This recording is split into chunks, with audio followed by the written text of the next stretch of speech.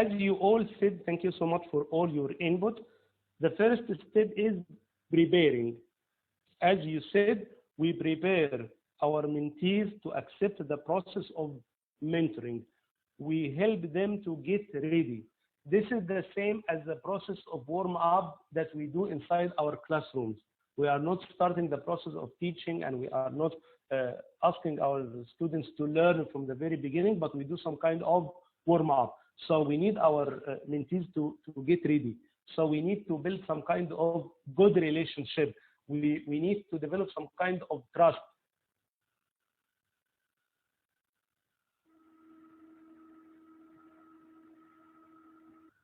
I know that it will not be the highest level of trust, but we need to start of trust. By getting ready, we mean that we need that we would like our mentees to be interested in this process. We don't want them to get bored from the very beginning. We need them to be fully aware that they are about to start something which is beneficial, something which is sustainable. Learn with each other, and at the same time help others and impact on their students. When we do this, then we move to the second step. The second step is, or the second phase of this process is negotiating. And by negotiating, we mean establishing different agreements. We agree on the tools we are going to use to do this mentoring. Are we going to do one-to-one mentoring? Are we going to do group mentoring? Are we going to do distant mentoring?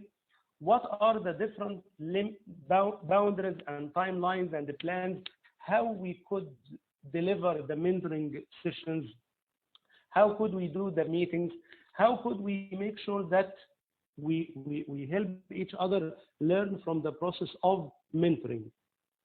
So we have different things to agree on in the phase of establishing agreements. And the other future two phases will be based on two things: the level of trust and the good relationship we develop in the preparing phase, and at the same time how we define the agreements and how we establish the agreements in the negotiating phase. Yes, sir. Yes, Mr. Said, is everything is okay? Yes, sir. Yeah, thank you so much. Thank you. I just checked. The third phase is enabling growth. How we facilitate the learning process for our mentees. We started a good relationship. We develop and build upon this relationship and the trust. We agreed on different agreements, on limits, on resources, on how we will meet and how we will interact with each other. Now it's time to share more resources, to share more practice, to observe the teachers when they are teaching, to elicit the feedback from them, to give them role models, to recommend them or refer them back to different resources. So it's time to facilitate learning for our mentees, and at the same time, it is the time for us as mentors to develop our growth, to have more mentoring experience, to be able to deal with more and more mentees with different backgrounds, with different learning styles, with different backgrounds. Finally, we come to the last one, which is coming to closure, or what we call looking back and moving forward. Looking back at what? Looking back at the level of relationship and trust we have developed. Looking back at the agreements we have developed and how we made use of such agreements to facilitate learning.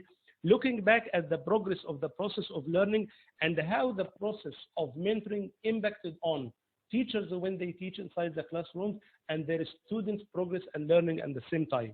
What about moving forward to take this closure of the process of mentoring as a step forward? How will mentees build upon the experience inside their classrooms, and how possibly they could help others? And now it's time for mentees to change into mentors. And again, as we said before, this is one of the core values of Relo Mentor program, which is developing the ripple effect. You develop 10 mentors, They help, for example, 50 mentees. Then the other 50, those 50 mentees, one day will come to a closure, and then they are mentors, and they will help 100 mentees. The 100 mentees will do the same, and so on. So we all the time we sustain the process of teacher professional development. All the time we keep the impact of the mentoring process nurturing inside the classrooms and inside the schools. There are benefits for mentors to develop their experience as mentors and as experienced teachers helping others, and at the same time for mentees to be mentors and to help others, and so on. So the impact goes to more teachers and at the same time to more students. These are the 4 phases of the process of mentoring. So we start by preparing, by establishing relationship and developing trust. Then we move to negotiating when we establish agreements. Then we enable the growth of teachers by facilitating learning. Then we come to closure when we celebrate and we have some kind of feedback and reflection. We look back to what we have achieved to celebrate our successes, and at the same time to see what's next, what to do later on. These are the process of, or the 4 phases of the process of mentoring.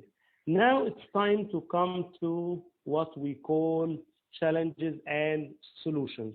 And here we will get back and stop sharing and ask you in the chat box, please. Let's see what are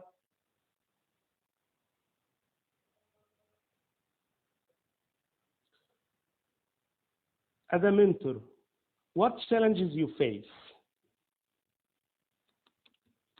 You have recently started your mentoring journey. What the challenges you face? Let's get your great input as always. Let's get to the chat box and see what the mentoring challenges you face. And if you have a success story overcoming this challenge, please tell us in a very brief way. So we have working towards achieving the learning objectives, the mindset, thank you, Mr. Sharif. Assessing mentees' background, yes, thank you, Mrs. Nashwa. Other perspectives of mentoring, yes, Mrs. Ghada. Some people do not learn about mentoring and they couldn't see what benefits it has. Building up a good relationship, yes, one of these. Routines, yes, and bureaucracy. Students are not interested, yes. Traditional way of teaching and supervision, the mentees are used, yes. Resistance, thank you, Mr. Sharif. Change resistance is one of the key challenges. Traditional ways of teaching, learning, and supervision, thank you, Mrs. Asma. Persuading the IGs, but I would like to say not all of them, some of them, because when I started here, I would highlight it's not something personal, but something it's personal related to professional. When I started my mentoring journey in Monofia in 2017, I was so lucky to have a very open mindset IG. Once I took the plan, which I have developed in the practicum days of the Relo Mentor program, he gave the instructions to help me develop this plan, implement this plan. He gave orders, and then I could do this in, I think, 7 out of 9 idaras in Munufiyya. And I could do this for the senior supervisors, their supervisors, and then the senior teachers and heads of departments of English, math, and science, those who teach English. This is why I started an instructional coaching education community service initiative in Munufiyya, and I think it was somehow beneficial, and I continued it on a simple online platform, which is called ELTBD, a public Facebook group I started, and it is still on. Yes, Miss Amani, Corona is something, and I could see, yes, resistance. Diversion of mentees' mindsets towards modern approaches of teaching, yes, Mr. Mahdi, thank you so much. All your, yes, no desire, Mr. Muhammad, yes, traditional ideas. Thank you so much for all your great input. So if we could analyze all the great input you have on the chat box, we could summarize or do a brief on all of them, and let's see or get to the share screen and see how we could overcome such challenges.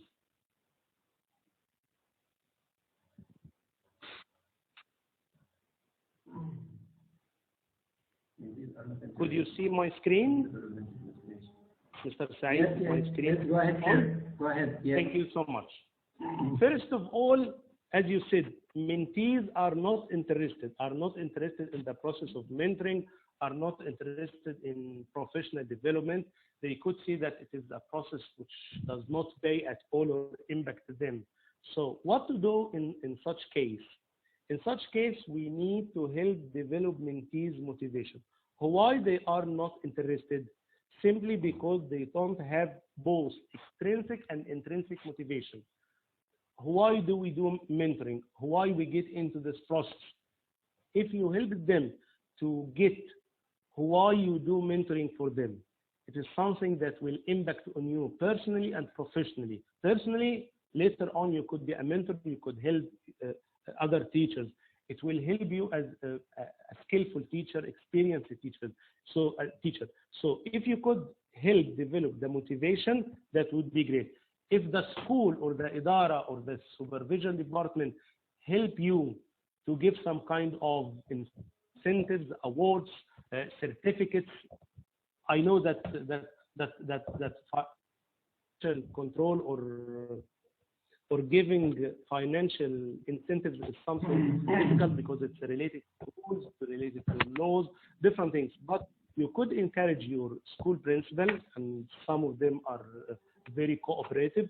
You could some supervisors, some idara officials, senior officials to help with you developing this kind of motivation. The second challenge is that priorities are not defined. Some interested mentees have lots and lots of things they would like to develop through the process of mentoring, but they don't know which to start with and which to keep for working on later on. In this case, what we need to do, we need to talk to mentees, as you said in the chat box. We need to talk to them, to build a relationship, to develop trust. But when we get their trust, then we could elicit and act upon the priorities. If the mentees, if we do some kind of pre-mentoring assessment or needs analysis, if we do this, we would have, for example, a list of 20 or 30 items we need to work on. But the semester or the mentoring process through a month, or whatever the time limit you have, is limited. Then you talk to the mentees and agree on, for example, top 5 priorities we are going to do in this mentoring round or in this mentoring session. Then we will move to other priorities and so on. So it's as we said from in the very beginning, it's a sustainable process. It's continuous, and when we keep it continuous, it turns into sustainable. Then we have one of the challenges is that mentees have unrealistic expectations. And when we say mentees, please, we mean some mentees, because generalization is a great mistake. Mentees have unrealistic expectations. Some mentees think that the mentor will help them develop their pronunciation. The mentor or mentors will help them develop their lesson planning, classroom management, will help contact the idara, the مديرية, the supervision, the قطاع المعاهد الأزهرية to overcome all the challenges. But this is unrealistic. What to do in this case? We need to develop trust and the communication with mentees. When we have trust, we will help them agree on what things we as mentors could do to help them. There are things that we could do and help with, and there are things are out of our control. So we change the unrealistic expectations into realistic expectations. We change the so many priorities into a few priorities, and then we work on. All is related to trust and communication, as you see. Some mentees resist change, as you said in the chat box. Yes. Some think that, for example, this mentoring process is done simply because we have a notification from the sector of Al-Ma'ahid Al-Azhariyya. So we need to follow the routine and we need to act as if we do this. Some other mentees, on the contrary, they don't do this. How is this beneficial? Will you give us more money to do this? No, we are not going to help with this. And some or a few of them might try to destroy the process of mentoring. Please do not panic. Please do not take this personally. If someone stands in a mentoring room while you are doing a mentoring session, or if someone had a comment on a Facebook platform you have started, or on an online session you do, please do not panic at all. Please do not take this personally. Do not take this as if it is something to offend you. No, some people might take the context or the challenges of the context that they are in against you, as if they are against you, or as if they are against the process. What you need to do is to help the mentees get what and how to change. One of the psychological and the human challenge of change resistance is that people do not know what to change, how to change, and why to change. So one of your great jobs as mentors is to help them know what we are going to change, why we are going to change this, what are the benefits we are working for, and how to do the change. Some people might get what we need to change. Some people might get how to change, but why? This is related to the motivation, again, we have just spoken about. So when you help mentees, it's a matter of professional development. It's a matter of impact on your students. It's a matter of helping you to be a better teacher. It's a matter of getting a good report from Sheikh al-Ma'had and the supervisor, because some people would like to do what they should do related to the authority, and that's all. For those, we need to provide them with the minimum requirement, and we help them move from this very narrow perspective of teacher professional development into a wider scope. Yes, you need to follow what the esteemed Sheikh al-Ma'had and the supervisor would like to do, and then this will impact on you and help you move forward. So we take things gradually and step by step.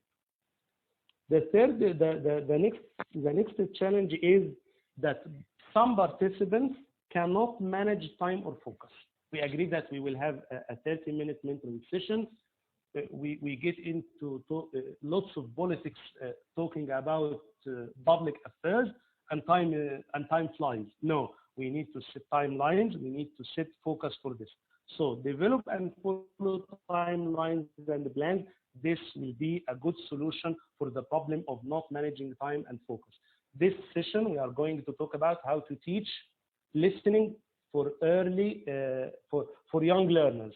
So we are going to keep focusing on teaching listening, or teaching speaking, or teaching writing, whatever the topic is. So please develop a timeline, keep or insist on managing the time, and help others manage the time and the focus at the same time. If some participants have more questions, have more focus, more topics to discuss, then you could move this to the after session time, or a new session later on. The next challenge is some people think that mentoring is sometimes seasonal. Something we do in the first semester, and that's all. Something we do in the mid-year holiday, because we have lots of time after marking the students' exam papers, and that's all. Or this is related to promotion time. Some people think this. So our key challenge is to help them know, learn, and act upon that mentoring is a sustainable process. We need to do it all the time, because this impacts on our skills and practice and experience as teachers, and at the same time impact on our students. So we need to accept and act upon mentees' change of interest. We are all humans. Sometimes we are completely interested in something. In other time, this high climax of interest might go down, and we are not interested in this. As mentors, you need to be aware when those teachers have full or maximum interest and when this curve goes down. Of course, during exam times when teachers and supervisors have lots of work to do with exams, observing the students in exam rooms, marking the exam papers, of course, their interest in teacher professional development and mentoring will go down. So you need to be aware to when they have full or high interest and when they have some kind of low interest. And you need to develop timelines, focus, ways to develop the motivation at different times that suits different levels of interest. These are some of the challenges and some of the solutions. And there is no mentor who could give you a recipe for what could be the best solution for any challenge. It's a matter of you find a solution, you try, you find a challenge, then you try a solution, then you reflect and get feedback on how this solution work out.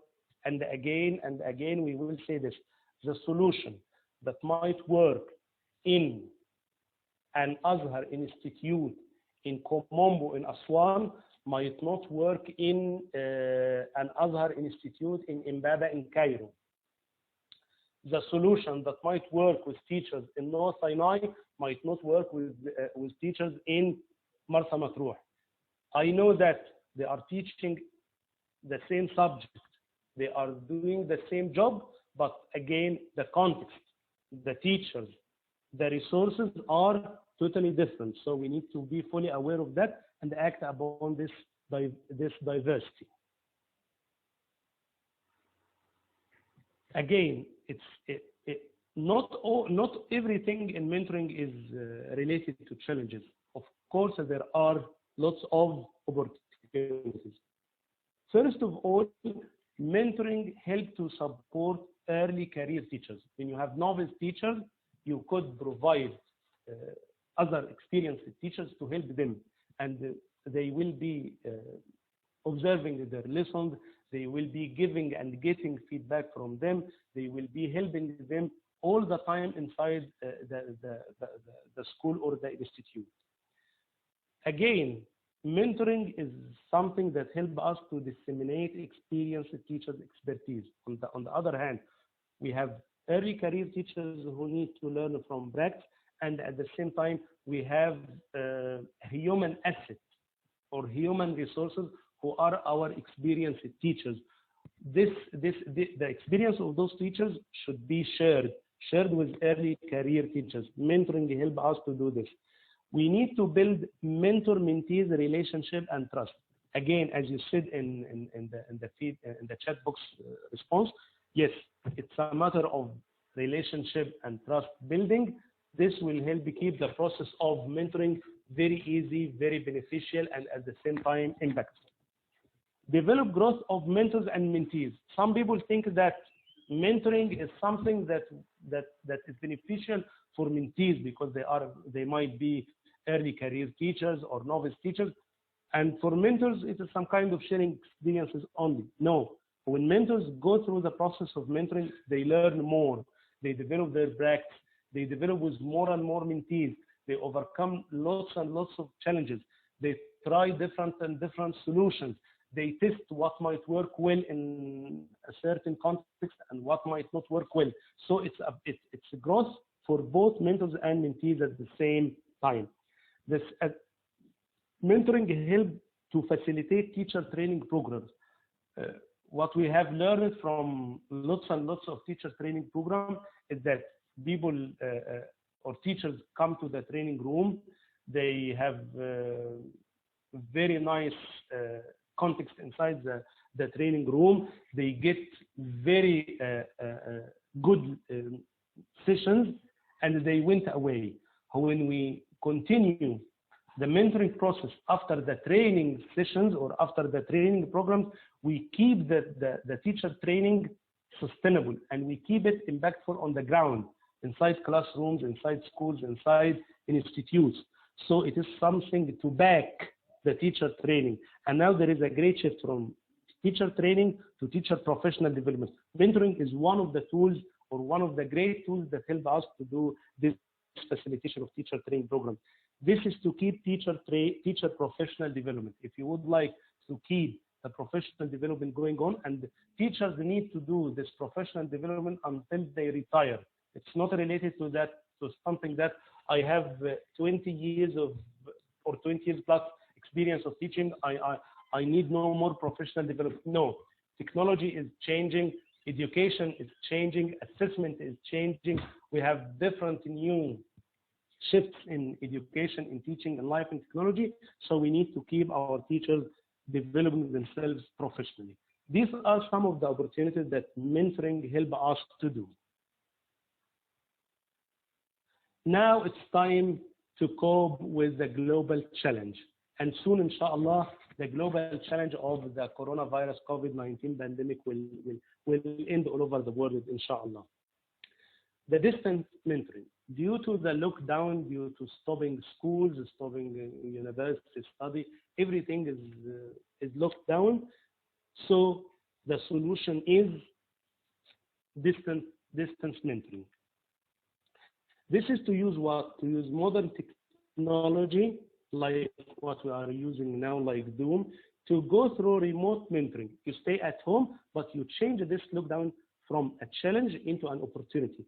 So the mentors contact their mentees or their participants via different electronic tools, such as emails, telephone calls, Skype, Zoom, Google Meet, Microsoft Teams. Now we have lots and lots of technology tools that help us to meet while we are staying at home. We could share our screens, we could share videos, resources, we could get and give feedback. So the challenge of the coronavirus showed that we have alternatives, showed that we could overcome all the challenges related to the lockdown and closing of everything. How could we develop this distance mentoring? There are different ways to do this. First of all, we need to allow time to build relationships with teachers. Again, as any face-to-face mentoring, even in remote or distance or virtual mentoring, we need to have time to build relationships. This might take more time than face-to-face because we meet through phone calls and through the virtual tools, but we need to allow time for this. Do not be in a rush to start the process of mentoring until you have some kind of good relationship and trust with teachers. We need to develop plans and strengthen our commitment. You are, as mentors and as mentees, you are committed to do the process of mentoring, and you are committed to do this remotely. But we need to have or to change this commitment or turn this into concrete plans, into timelines, into plans and sub-plans, into activities of mentoring.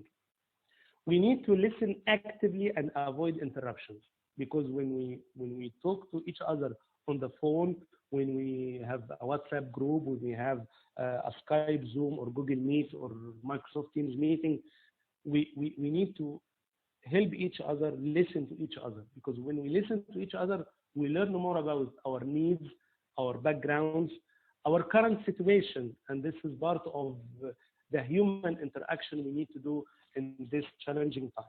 We need to communicate frequently between meetings. If you have a Zoom meeting, between two online meetings, you need to contact your mentees in groups, in pairs, or individually. You need to phone them, to WhatsApp them, to have some kind of relation and feedback, get and give feedback in between the different meetings. This will help develop the distance mentoring.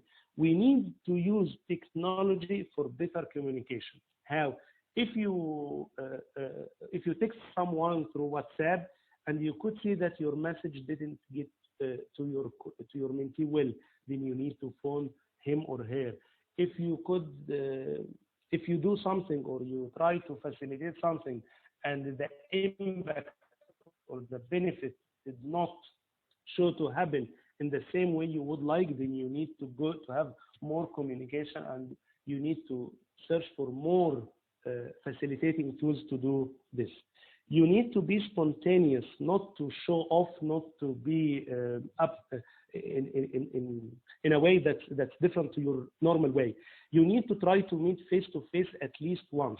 If you could do this, and again, you need to follow the health instructions imposed by the local authority of health in your area, in your country. You need to follow this. If you could do this, if you couldn't do this, then you need to find more and more ways to communicate with your teachers or with your mentees. These are some of the ways that could help develop the distance mentees. As you all said, challenging mentees are those mentees who are hard to deal with. Some of them resist the change. Some of them might have little knowledge. Some of them might see that they are perfect and they need no more training, no more professional development, no more mentoring. Now we are going to classify some of the common types of the challenges, and we are going to share some tips to deal with each type. First of all, some mentees might be unfocused. They get into the mentoring process, but they are not focused. How could we deal with those people? We need to help them focus on goals. From time to time, you as mentors visit the goals and review the progress. If they try to take you away from the key focus, then you refer them back to goals, to the progress they have achieved, and at the same time to the ground rules of the mentoring process you have agreed from the very beginning. We said that in the second phase, we have to establish some kind of agreements. So with unfocused people, we get them back to the key focus of the mentoring session or the mentoring phone call or a mentoring WhatsApp conversation. And we refer them to the goal. The second type of challenging mentees are the manipulative ones. Those who would like to deal with everything in a random way. They don't follow the rules, they don't respect the different rules.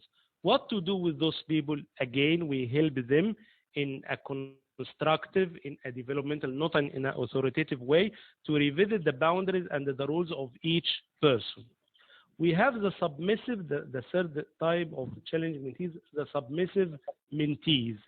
Those mentees who follow all the instructions of the authority, and they need to satisfy the authority. Yes, you are the head of Al-Mahad, you are the senior supervisor, the senior teacher.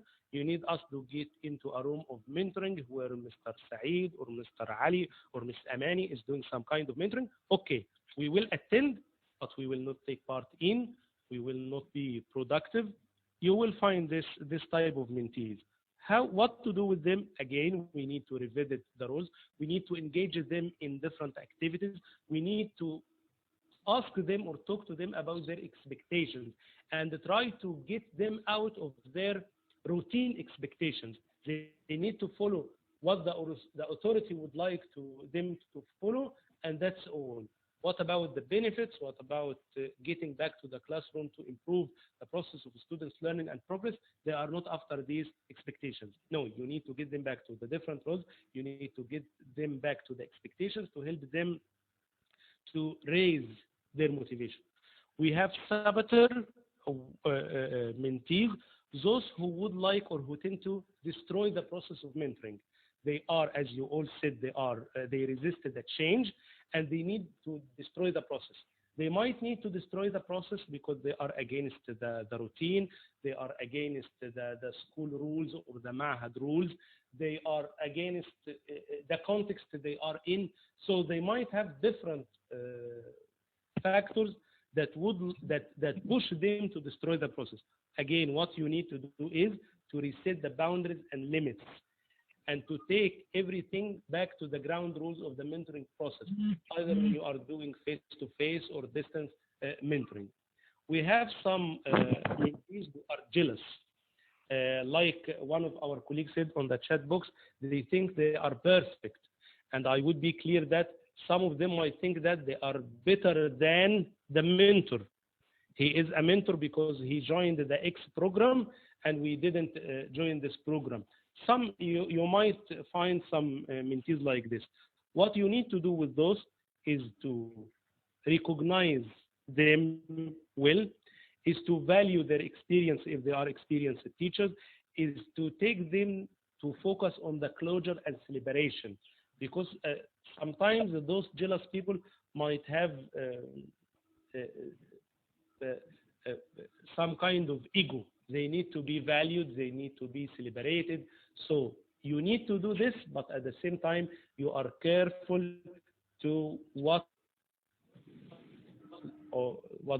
is the impact that your actions will have on other mentees. These are some of the challenging mentees, and of course you might meet other challenging mentees. You reflect on the challenging mentees and you try the solution. What might work well for a challenging mentee might not work for another. What might work for a challenging mentee in a certain context or situation might not work with others. So again, let's get back to the opportunities of mentoring. It's a matter of growth for both mentors and mentees at the same time. We need, before we come to the closure, we need to end with 5 simple words about good mentors.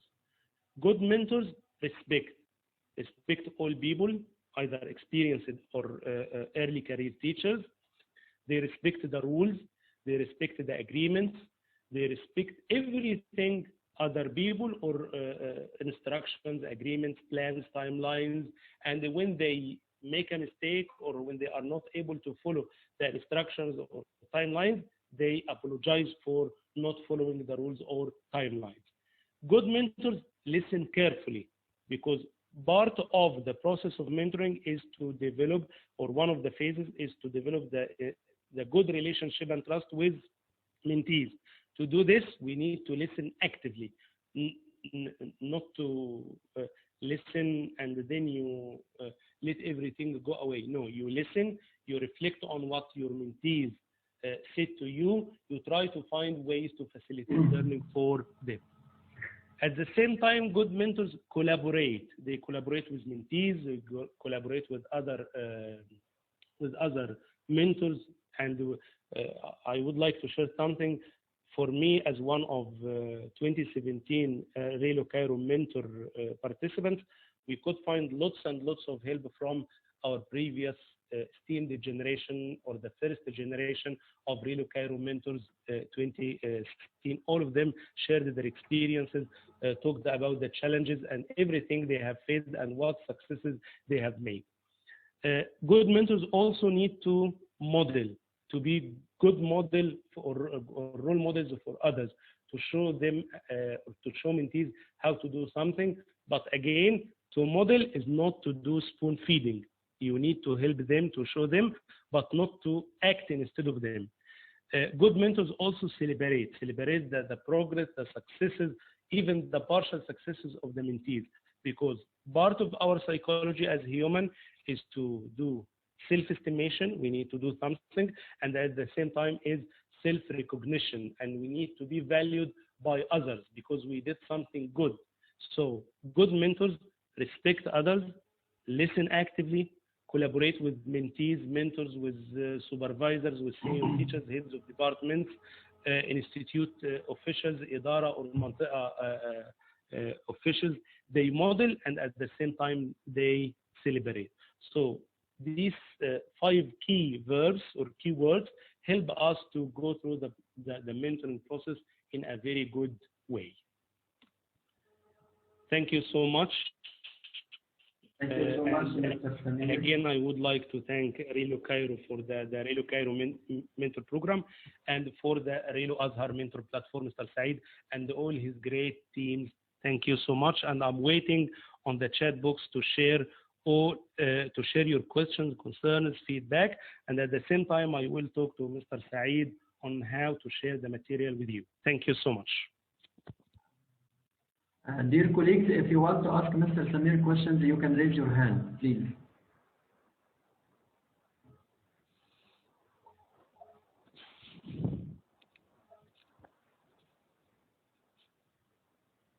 Do you have any questions for Mr. Samir?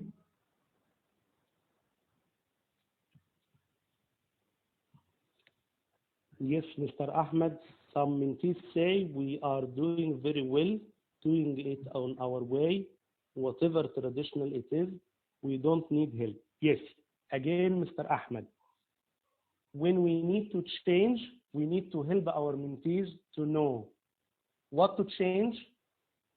We need to highlight the traditional part and the impact of following the same traditional way. Then why we do the change, what are the benefits of following a new approach or a modern way of doing something, and at the same time, how to do this. For example, if we are teaching English in a traditional way, giving lectures, the teacher is doing all things inside the classroom, and we need to teach it in following the communicative approach. We need to show them the benefits of the communicative approach and how to implement this, and why we need to get rid of the traditional one. If we answer the three questions, what, how, and why we change, then we help them to overcome this. Mrs. Ghada, nowadays, what's mentoring like online? Mentors are to help mentees with their face-to-face teaching. Now there is no face-to-face teaching. Yes. Thank you so much for this very good question. We need to ask our teachers or to raise our teachers' feedback on certain topics related to their teaching during the short period of the second semester up to 15th of March when we started the lockdown, and throughout the first semester. And we could ask them two main questions that help them to reflect and give feedback in a nice or interesting way. What went well when you were teaching in the first semester and second part and the part of the second semester, and what could be done better in the future? When you ask them what went well, they will share their success stories. What went well, they reflect on. When you ask the second question, what could be done, what could be better, could be done better later on, then they could see what to change and how to change. Then when we get, inshallah, to the new semester in September, bi'Iznillah, then we will have some teachers who are ready, who have a wide range of reflection portfolio on their success stories in 2019,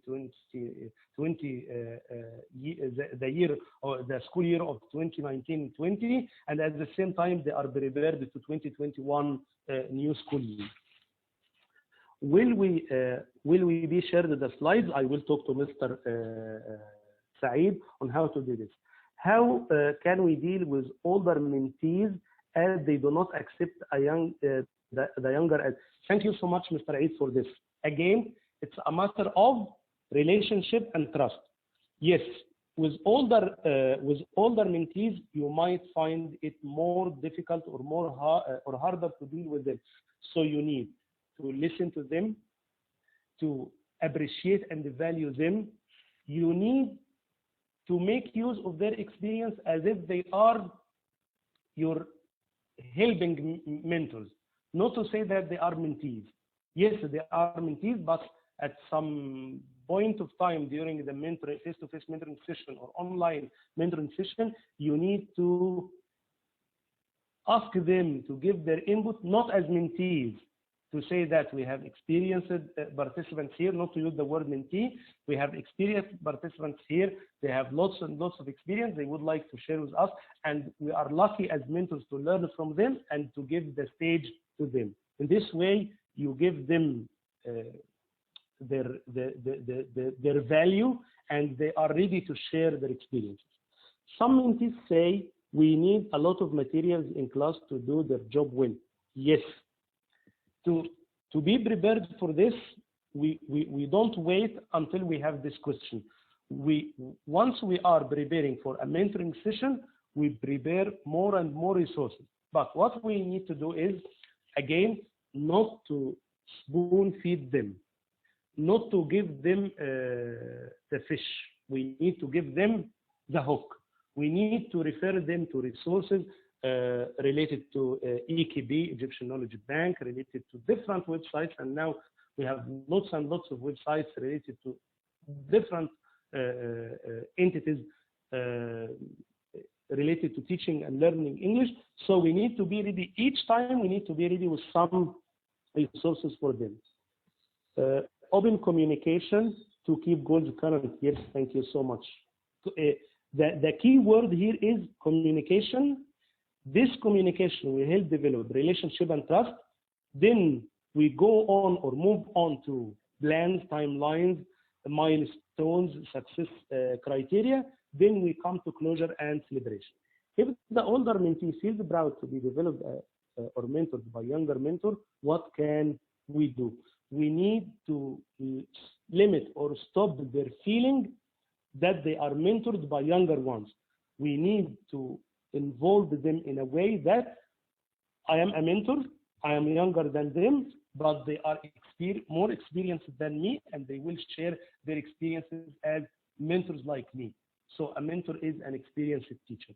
But it's a matter of how we deliver the message and how we involve or engage those older teachers in our sessions. Again, relationship does concern. Thank you so much. Totally agree. What are some points that differentiate teaching and mentoring? Yes.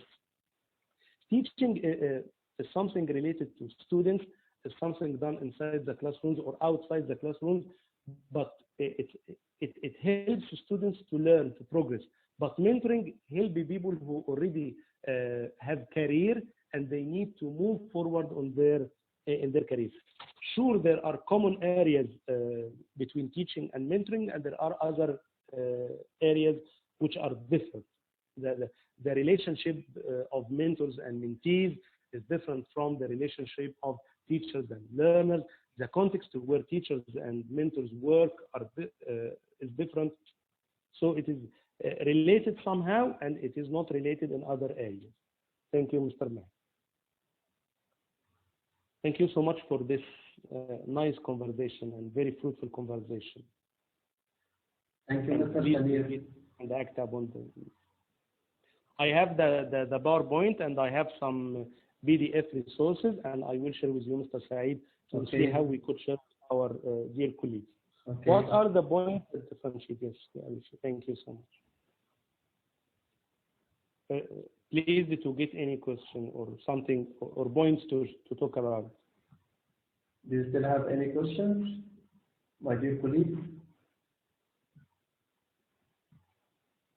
I would like to add something. When you start the mentoring journey, and when you start to enjoy the mentoring journey, it will be something like, I know the simile is different, something like a drug. You won't stop it. You will continue it. And when you help people on face-to-face sessions, on online sessions, you will find that you enjoy this process, and you enjoy disseminating and sharing your ideas. Because when you share more and more experience and practice, and people share all across the country in different areas, then you find that you do something that is valuable. So it's not it's not a tick box activity. When we joined the mentor program, we have some kind of traditional perspective about teacher training. But when we go through the training, and when we started the process of mentoring, and we worked with other teachers, and we learned from our previous great mentors and those who came in other generations up till now, we have learned that it's a good process, it's a nice process, it's a beneficial process. But the challenge is that we are new to this. Mentoring is something new to our context. Again, we get used to teacher training, we get used to certificates, we get used to إخلاء الطرف or release letter, and that's all. We need to add more lines to the CV, and that's all. What we need to do is to take what's between the lines of your CV back into your classroom. For me, I was a teacher and teacher trainer in Monofia. Through the mentoring program, I developed my networking. And one of your great opportunities of mentoring program is that you develop your networking, not only in Egypt and outside Egypt. I took part in different national and international conferences. First of all, at the very beginning, I attended the conferences. Later on, I took a step forward and I submitted proposals and I presented in some national and international conferences in Egypt, in the UK, in the United States, in TESOL International in Chicago in 2018, as my name was drawn as one of the mentors to travel to the US on International Visitor Leadership Program, TESOL Education in 2018. So I attended some classrooms in schools in New York, and I attended and presented in TESOL International Convention in Chicago in 2018, alongside with my dear colleague who is now the president of 9 TESOL, Dr. Ghada Abul Hassan. So we started our partnership as learners together through TESOL International Convention, and so far she is the president of 9 TESOL, and I am the president-elect of 9 TESOL. So you as teachers and you as mentors have lots of skills, have lots of experience, have lots of potential success stories. All you need is to go on, to act upon your commitment and skills, to share your experiences, and there is no limit for the success story you could do, either in Egypt or outside Egypt. And again, we would like to thank Trilo Cairo for helping us to get this opportunity to share our experiences and success stories and challenges. And remember that it's not a matter of all success stories all the time.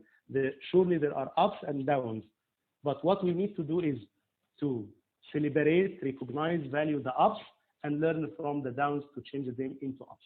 Thank you so much. Thank you, Mr. Samir. We hope to see you again very soon, inshallah, talking about another topic. Thank you, my dear colleagues, mentors, and participants.